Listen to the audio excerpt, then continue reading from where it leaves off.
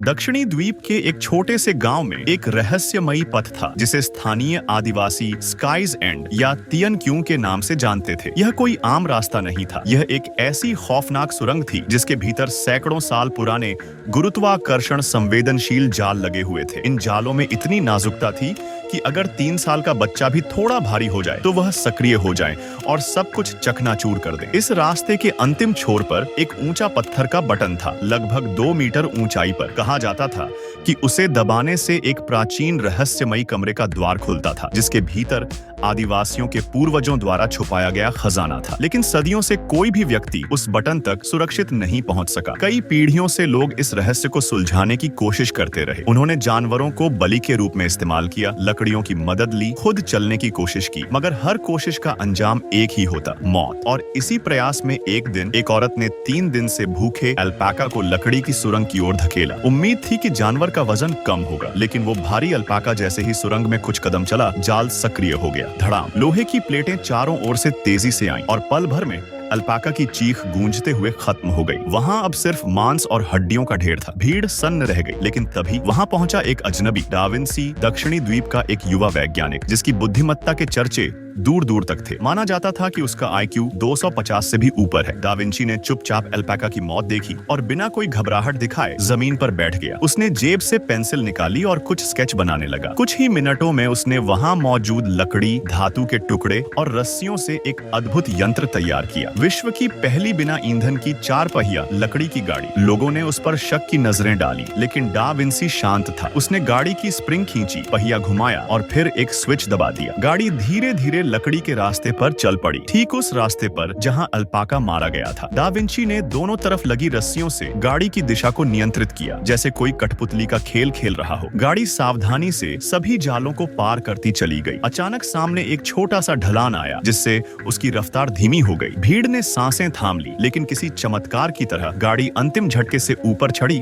और बटन के ठीक नीचे रुक गई। दा विंची ने अंतिम रस्सी खींची, गाड़ी का पिछला हिस्सा उठा और उसकी ऊपरी नोक बटन से टकराई। टक, दरवाजा खुल गया। भीड़ में एक चीख खुशी की निकली, मगर तुरंत डर से दब गई। सबको अल्पाका की मौत याद थी। दा विंची ने सतर्कता से कदम आगे बढ़ाए और देखा कि सभी जाल निष्क्रिय हो चुके थे। अब कोई खतरा नहीं था, लेकिन असली चुनौती अभी बाकी थी। अंदर एक विशाल खाई थी जिसका तल दिखाई नहीं देता था। उस पर पार जाने का रास्ता केवल एक पतली सी पत्थर की पुलिया थी, मात्र 8 सेंटीमीटर चौड़ी, और उस पुल के पार एक विशाल दरवाजा जिसमें सैकड़ों ताले लगे थे। दा विंची को समझ आ गया, खजाना यहीं छुपा है, लेकिन पहुंचना आसान नहीं। आदिवासी रानी ने उसे एक प्राचीन चाबी सौंपी, पीढ़ियों से संरक्षित। सही ताला चुनो, उसने कहा। दा विंची ने ध्यान से हर ताले को देखा। कुछ पर नक्षत्र खुदे थे, कुछ पर अलग अलग चिन्ह। उसने एक ताले को चुना, सूर्य का चिन्ह, जिसे आदिवासी सबसे पवित्र मानते थे। जैसे ही उसने चाबी घुमाई, जमीन हिलने लगी और उसके पीछे की पत्थर की पुलियां सिकुड़ने लगी। गलत चाबी एक साथ ही खाई में गिर गया। चीखती आवाज अंधेरे में गुम हो गई। रानी घबरा गई, चाबी खींचकर भाग गई। दा विंची ने उसे मनाया, एक मौका और दो। आखिरकार उसने दोबारा चाबी फेंकी। अब दा विंची को समझ आया, हर पंक्ति में ताले की संख्या एक प्राइम नंबर थी, लेकिन एक त्रिकोण के अंदर 100 ताले थे और 100 कोई प्राइम नंबर नहीं, मतलब एक ताला कहीं और छिपा हुआ था। उसने अपने साथी से कहा, मेरे पैरों को पकड़ दो, और खुद पत्थर की पुलिया के नीचे लटक गया। बिल्कुल किनारे पर एक दरार के भीतर एक छिपा हुआ ताला, एक 101वां। उसने वहीं चाबी डाली और दरवाजा खुल गया। दा विंची ने जैसे ही देखा कि स्थितियां और ज्यादा खतरनाक होती जा रही हैं, उसने बिना समय गंवाए चाबी को लॉक में डाला और हल्के से घुमाया। अगले ही क्षण उसके साथियों ने पूरी ताकत से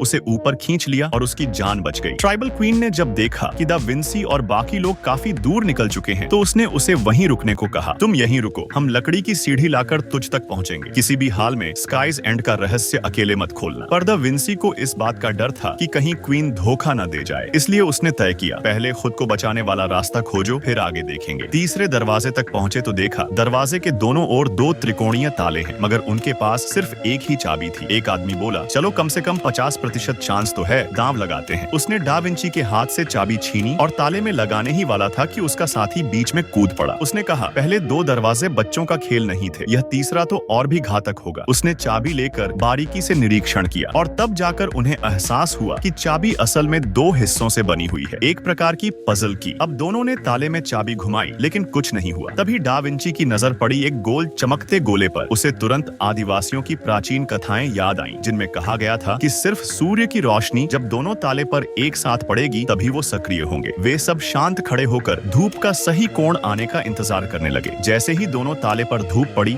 उन्होंने एक साथ चाबी घुमाई, ताले खुल गए। अब वो एक विशाल गुफा में प्रवेश कर चुके थे। गुफा के बीचों बीच खड़ा था एक पिरामिड की आकृति वाला ताबूत, जो किसी प्राचीन राजा का प्रतीत होता था। दा विंची को यकीन हो चला, यही है वह खजाना जिसे सदियों से आदिवासी लोग स्काइज एंड का रहस्य कहते आए हैं। गुफा के अंतिम छोर पर पहुंचकर दा विंची ने पाया कि यह समाधि एक खड़ी चट्टान के किनारे बनाई गई है और उसके नीचे था एक गहरा धुंध से भरा हुआ खड्ड, जिससे रहस्यमयी आवाजें आ रही थी। तभी दा विंची को याद आया, उसने एक पैराशूट डिजाइन किया था। साथियों से कहा, जल्दी से कपड़े और रस्सी जोड़कर एक बैग बनाओ। फिर वो ताबूत के पास पहुंचा, जहां 2 गोल गड्ढे और 9 चुंबकीय गेंदें थीं। दा विंची ने कई बार कोशिश की, पर ताबूत नहीं खुला। तभी उसे याद आया वो सपना जिसमें उसने मोनालिसा की पेंटिंग देखी थी और उस चित्र के पीछे अंकित थे 2 रहस्यमयी नंबर, 7 और 2। दा विंची ने समझा ये कोई इशारा है। उसने दोनों गोल गड्ढों में 7 और 2 गेंदें डाली, कुल 9, और तभी ताबूत खुल गया। पर अंदर से खजाने की जगह निकला एक बोलने वाला बालक। दा विंची चौंक गया, ये तो कुछ और ही रहस्य है। तभी ट्राइबल क्वीन अपने सैनिकों के साथ पहुंची और चिल्लाई, वो बच्चा हमारे पूर्वजों का उत्तराधिकारी है, उसे हमें सौंप दो। दा विंची को समझ आ गया कि अब बस एक ही रास्ता बचा है, भाग निकलना। उसने साथी को अपने बनाए पैराशूट का प्रयोग करने को कहा, बच्चे को उठाया और गुफा से छलांग लगा दी। हवा में दा विंची का पहला पैराशूट पूरी तरह खुल गया और सब सुरक्षित नीचे पहुंच गए।